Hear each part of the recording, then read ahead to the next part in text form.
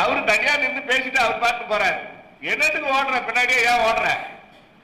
நாங்க வீடு வீடா தேடி தெரு தெருவா வந்து ஏன் சொன்ன நேசிக்கிறாரு, அவர்கிட்ட வாங்கலாம் வரமாட்டாங்க, ஓடுறாங்க. ஒரு பொம்பளை சொல்லுது, சரியான லூசு நினைக்கிறேன், என் கணவரை விட எனக்கு விஜய் சார் தான் ரொம்ப பிடிக்கும். சமுதாயத்துக்கு ஒத்து வருமா? அந்த அந்த பொம்பளையுடைய கணவர்கிட்ட போய் கேட்கிறாங்க, என்ன ஐயா உங்க மனைவி இப்படி சொல்றாங்க? ஐயா கணவரை விட எனக்கு விஜய் சார் தான் ரொம்ப பிடிக்கும்னு நீங்க என்ன சொல்றீங்க? எனக்கு என் மனைவியை விட திரிஷா தான் ரொம்ப பிடிக்கும். வச்சா பாருங்க ஆப்பு விஜய் சார் கேட்கிற மாதிரியே. இப்படிதான் இச்சாரவங்க ஆவி உலகம் ஃபுல்லா இருக்குது. ஒரு நடிகனோ ஒரு நடிகையோ நமக்காக சிலுவையில் அறையப்படவில்லை. பிரியமானவர்களே, அவங்க ஒன்றுமே நமக்காக செய்ய முடியாது. நடிப்பு அது ஒரு கதை எழுதுகிறார்கள், அது நடிக்கிறார்கள். கதை எழுதினவருக்கு அந்த டைரக்டருக்கு தான் அந்த எல்லாம் புகழ், நடிகனுக்கு கிடையாது. கதை அப்படி எழுதுறாங்க, நடிக்கிறாங்க. ஜீவனுள்ள தேவனுடைய குமாரனாய் கிறிஸ்டியன் இருதயத்தில் இருக்கிறதுனால அந்த இடத்தை நான் வேறு யாருக்கும் கொடுக்கவே மாட்டேன். கையை கட்டி கத்தரை சோதனை பண்ணுங்க. ஹல்லேலூயா. மலேசியாவில் ஒரு சர்ச்சில் பிரசங்கம் பண்ணிட்டு டயர்டா உட்காந்துருந்தேன். ஒரு வாலிப பொண்ணு, நம்ம ஊர்ல +2 அப்படி வச்சுங்க. பாஸ்டர் நீங்க எங்க இருந்து வரீங்க கேக்குது என்கிட்ட. நான் இந்தியாவில இருந்து வரமா.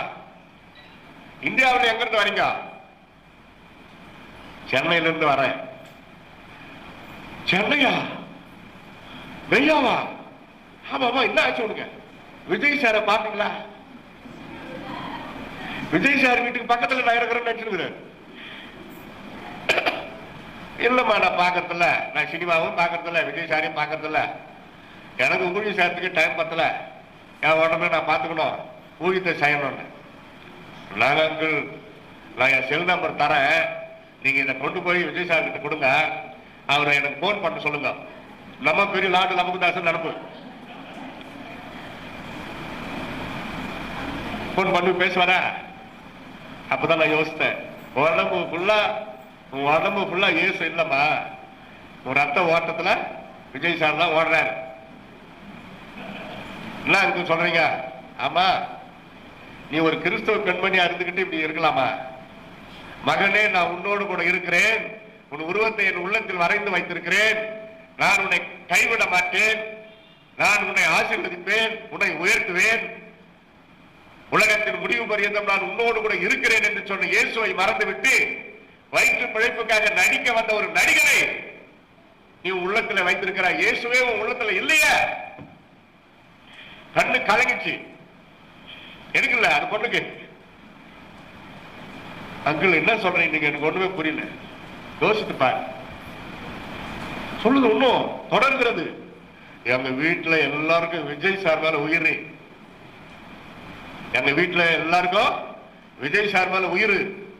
வாரத்துக்கு ஒரு முறை அவர் படத்தை நாங்க ஜபத்தோட பார்ப்போம். சனிகிட்ட ஜபத்தோட வா. சினிமா பாக்குறதே பாவம், இதுல வேற ஜபத்தோட. அதை பார்த்து ஜபத்தோட பார்த்து பரிசுத்தாவி பெற போகிறாயா? ஓடி போய் ஞானஸ்தானம் எடுக்க போகிறாயா? அல்லது ஊழியத்துக்கு ஒப்பு கொடுத்து கைப்பிரதி கொடுக்க போகிறாயா? என்ன பேசுற நீ? பைத்திய மாதிரி பேசுற. தைரியமா கேட்ட, நமக்கு என்ன பயம்? யோசித்து பாருமா. பைபிள் படி, ஜபம் பண்ணு, ஏசப்பாக்கு ஒப்பு கொடு. அவர் ஏதோ அவர் வயிற்று பழப்புக்கு நடிக்கிறாரு, அவர் என்ன குறை சொல்லல. ஆனா நீ கிறிஸ்துவ பெண்ணா இருந்தோம் இப்படி கவனமெல்லாம் விஜய் சார் மாதிரி இருக்குத. எல்லாரும் விஜய் சார் மேல உயிர், அவருக்கு உங்க மேல உயிரா? இதான் முக்கியமான கேள்வி. விஜய் சாருக்கு உங்க மேல உயிரா? உங்க எல்லாருக்கும் அவர் மேல உயிர், ரைட்டு. உங்க எல்லாரும் மேல, உங்க வீட்டுக்கு மேல, உங்க அப்பா அம்மா மேல, உங்க மேல விஜய் சாருக்கு உயிரா? நாங்க யாருன்னே தெரியாது அவங்களுக்கு. நான் யாருன்னு அவருக்கு தெரியாது. அங்கிள், உன்னை யாருன்னே தெரியாத ஒரு அங்கிளுக்காக ஏன் இவ்வளவு அன்பு செலுத்தும்? கேட்டு முடிச்சு கண்ணு கலங்கி, நான் இப்ப என்ன செய்யணும் சொல்லுங்க? முட்டி போடு, முட்டி போடு, ஆண்டவருக்கு ஒப்பு கொடு. ஏசப்பா உங்களுடைய அன்பை மறந்த துரோகியா ஒரு மனிதனுக்கு என் இதயத்தை கொடுத்துட்டேன், பெற்றெடுத்த அப்பா அம்மாவை நேசிக்க முடியல. சர்ச்சுக்கு வந்தா அதே ஞாபகம், படிக்க போனா அதே ஞாபகம், சாப்பிட போனா அதே ஞாபகம், எப்படா அடுத்த சினிமா வரப்போகுதுன்னா அதே ஞாபகம். நீ எங்க போவ? இப்படி மரித்தால் நரகத்துக்கு போவாய். இயேசுதான் உனக்காக உன் பாவங்களுக்காக சிலுவையில அறையப்பட்டு மரித்தார், மூன்றாம் நாள் உயிரோடு எழுந்தார். சபைக்கு கூட வரைய இந்த சத்தியம் கூட உனக்கு தெரியாதா? ஒப்பு கொடுத்து ஜபம் பண்ண சொல்லுது. எனக்காக ஜபம் பண்ணுங்க, இப்பதான் தெரியுது நான் எவ்வளவு பெரிய தப்பு பண்ணிட்டேன். தலைமையில கை வச்சு ஜபம் பண்றேன். 1 மணி நேரம் ஆச்சு. அந்த பெண் உள்ளத்துல இருந்த அந்த எண்ணம், அந்த இச்சாராத ஆவி அந்த பெண்ணை விட்டு புறப்பட்டு வெளியேறுவதற்கு 1 மணி நேரம் ஆச்சு. நான் பிரசங்கம் பண்ணதே 3/4 மணி நேரம் தான் சர்ச்சில்.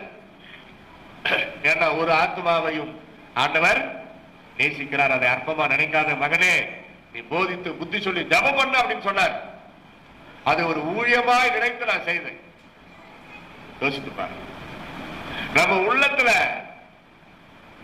இயேசு வீட்டு இருக்க வேண்டும், ராஜாதி ராஜாவாக. ஒரு காலம் ரொம்ப கொடிதா இருக்குது ஐயா. அம்மா புடிச்சு இயேசுனார துதிக்காதன்னு சொல்லி படுக்க வச்சு துண்டு துண்டா வெட்டினாலும் என்ன சொல்லணும்? பிரைஸ் தி லார்ட், அல்லேலூயா, அல்லேலூயா, அல்லேலூயா அப்படி சொல்லணும்ன்ற.